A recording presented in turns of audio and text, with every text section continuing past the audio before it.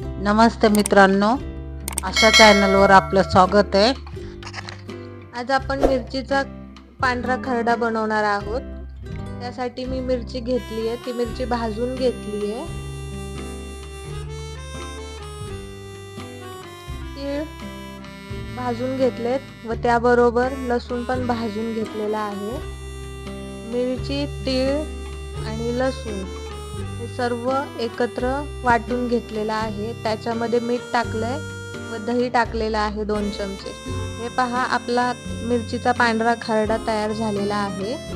त्याच्यावरती शेंगदाण्याचे तेल टाकलेले आहे व ही रेसिपी मी तांदळाच्या भाकरीबरोबर सर्व केलेली आहे।